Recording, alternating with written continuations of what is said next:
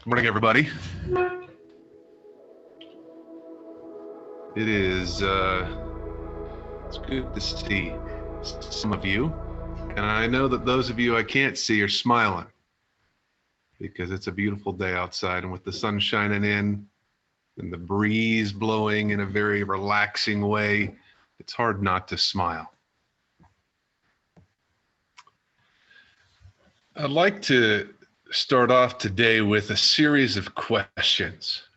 This is a silent quiz, so don't raise your hand, don't speak out your answers, and no cheating. So close those Google tabs. And there's 3 answers to each of these questions. You have to decide in your head whether you know more about the question than most people, or you know the same amount as most people about the question, or you know more than most people about the question. Got it? There's 3 answers, and you got to think about it in your head. Think, do I know less than most people, the same as most people, or more than most people? You got it? I'm not fancy dancy. I don't have PowerPoints to remind you, so you just got to use your auditory processing this morning. Are you ready? Here we go. Why English became the official language of the United States? Do you think you know less, the same, or more than most people about that topic? Why English became the official language of the United States? Question 2, why women were burned at the stake in Salem? 3, what job Walt Disney had before he drew Mickey Mouse? 4, on what space flight astronauts first laid eyes on the Great Wall of China? And finally, why eating candy affects how kids behave?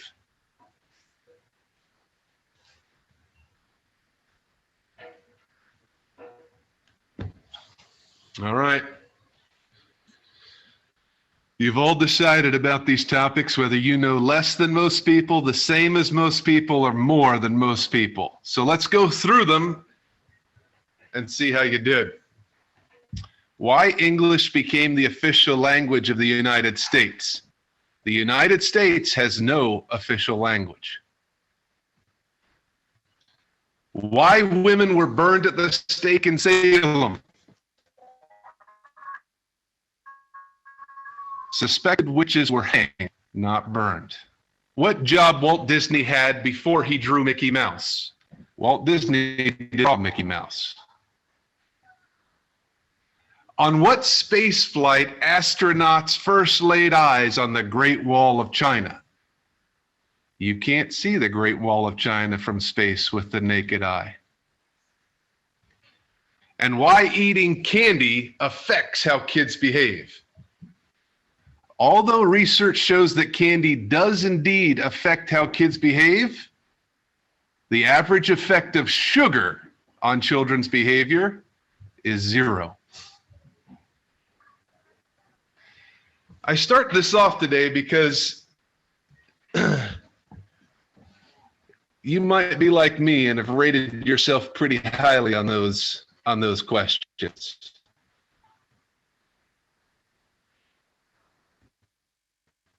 And so I think it's important to remind myself and all of us that perhaps we don't know as much as we think we do. And at least remind us that a tablespoon of humility goes a long way to curing many of the ills that we might feel inside. I'm also going to follow that questionnaire up with my favorite story, which I've told you before. I'm going to tell you again because I need the reminder, and I think we all do. The people in this story are completely fictitious. and they're completely made up and arbitrary. But there was a lady sitting at an airport waiting for her delayed flight. And you know how airports and delayed flights go. First it's 15 minutes, and then it's 30 minutes, and then it's an hour, and then it's 2 hours. Well, this went on. She got hungry and she got bored. So she got up, she bought a bag of cookies, and she bought a book. She came back to her seat at the gate and sat down and opened her book and started reading. And wouldn't you know it, the man next to her reached into her bag of cookies and took out a cookie and ate it while making eye contact. She was perturbed, confused, taken aback. And so she took a cookie out while making eye contact, put it in her mouth. And he did the same thing, and back and forth they went until there was only one cookie left. And then, like a gentleman, he said, "You can have last cookie." She, by this point, was pretty fired up at the gall that this man would eat her cookie. So she snatched that last cookie and, with barely chewing it, swallowed it down. And then again, he added insult to injury by offering to take the empty cookie bag to the trash. Not long after, the flight boarded. Everybody took their seats and put their seatbelts on, and the flight taxied out and went down the runway. And just before liftoff, she reached into her bag to get a piece of gum to help with her ears, and guess what she found? Her bag of cookies. It is impossible for us to, by default, assume we are in the wrong. It takes monumental self-effort to rethink our position on issues, principles, and beliefs. By nature, we are wired to assume our rightness, our righteousness, and others' wrongness and filthiness.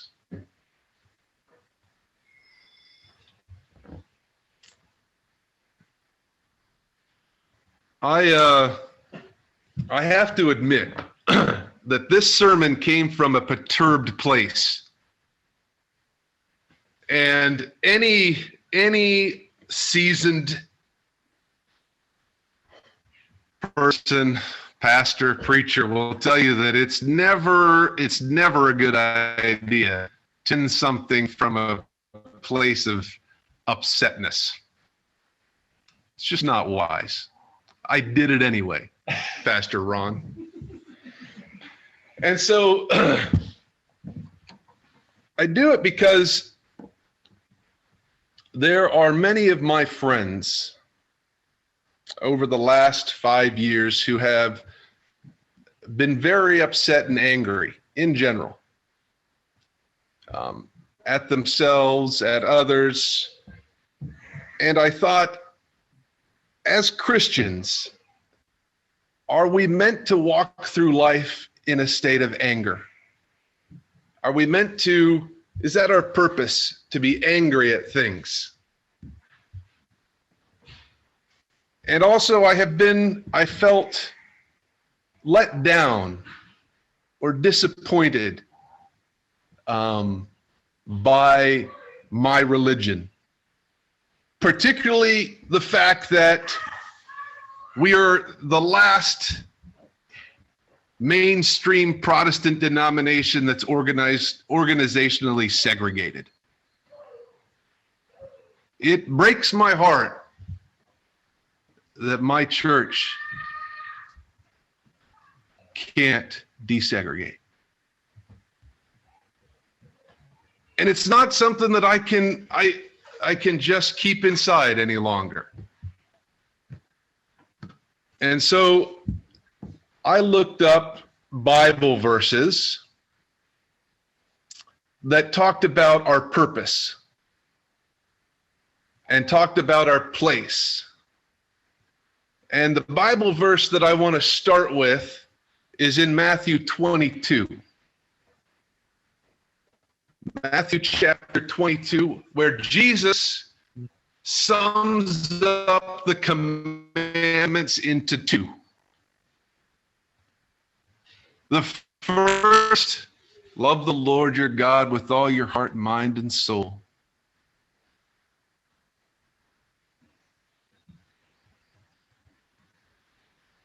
And the second, Jesus says the same importance as the first, but I think the most forgotten, love your neighbor as yourself. And I appreciate that Jesus didn't qualify that statement of neighbor. Jesus didn't say your Christian neighbor. Jesus didn't say your Jewish neighbor. In fact, he was challenged. He said, well, why didn't you qualify it? Who is my neighbor? And you know, I find it so interesting. The story of the Good Samaritan is not a story of a Jew stopping. It's not the story of a Christian stopping. It's not the story of a follower of Christ stopping. I should say a recognized follower of Christ stopping. It's not a child of God stopping, because that would have been too far. That would have been too much for the people to handle. They could barely wrap their minds around a Samaritan stopping. Our neighbor is not just those on our Zoom call today. In fact, Jesus particularly pointed out that our neighbors are those not on our Zoom call today. That our neighbors are not those that identify with us and our principles. That our neighbors are those considered cast down and cast out and wretched and filthy and scum. Our neighbors are those that are broken, despised, and discarded.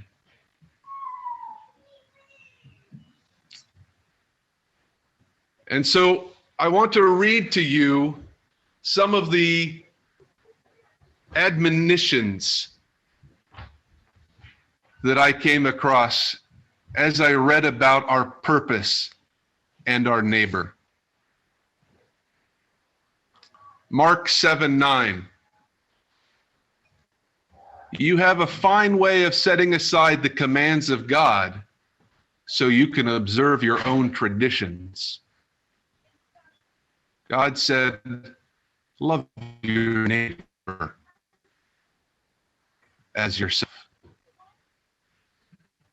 Matthew 15:7-9 says, hypocrites, Isaiah was right when he prophesied, these people honor me with their lips, but their hearts are far from me. Their worship is false. Teaching is doctrine, the commandments of men. Jesus said, love your neighbor as yourself.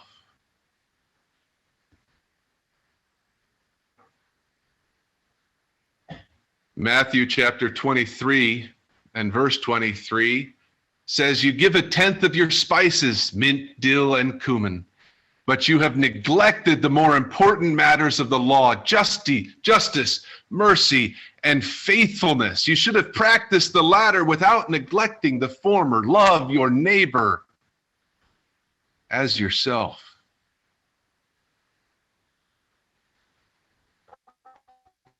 And today, day after day, they seek me and to take delight in knowing my ways, as if they were a righteous people who did not forsake the justice of God. They invoke righteousness. They boast of their closeness to God.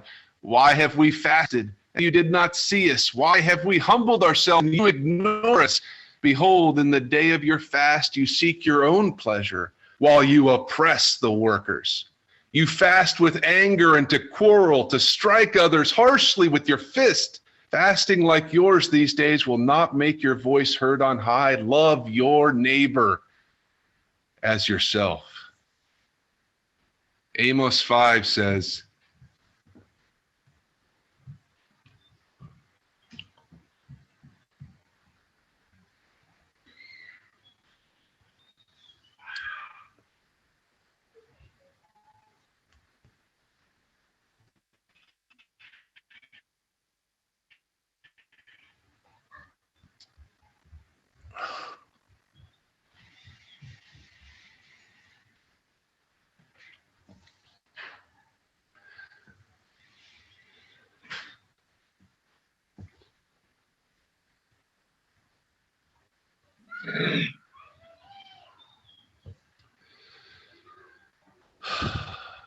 I'm going to have to skip Amos 5. It's too much.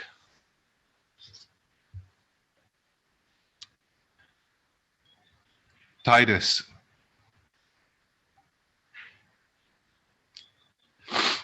Let's go to James. Do not merely listen to the word in James 1, verse 22. Do what it says. Love your neighbor as yourself.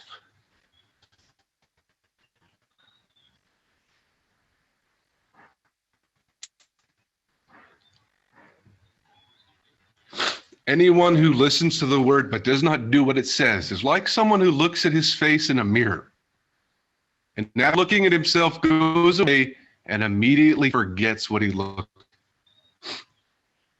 Love your neighbor as yourself. I think one of the most striking stories I came across these last weeks of study was the story of the adulteress that was brought to Jesus by the church.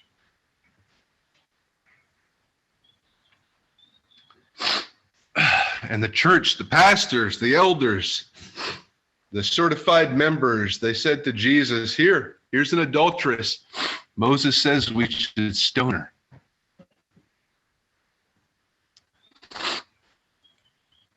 And in my mind, I picture the scene. God's church on one side,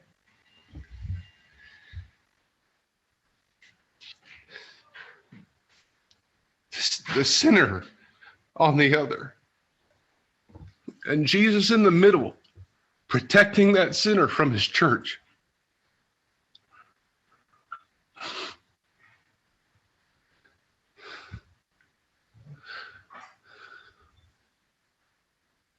And I couldn't help but wonder, who is Jesus protecting from me?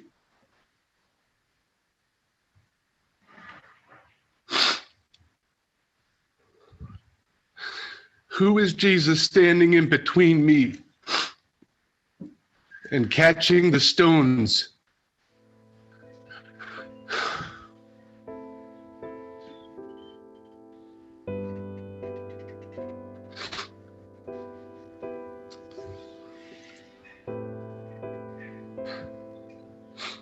Commandments,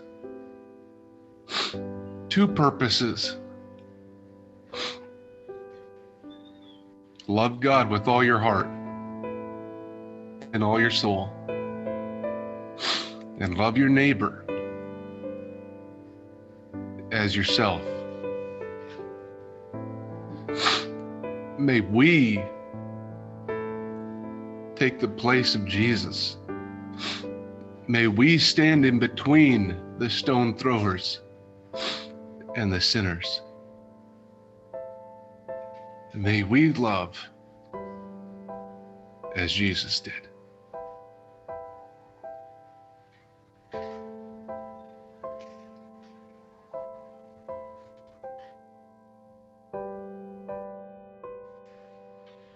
And now may we live as Jesus lived. May we love as Jesus loved. And may we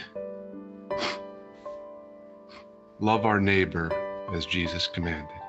Amen.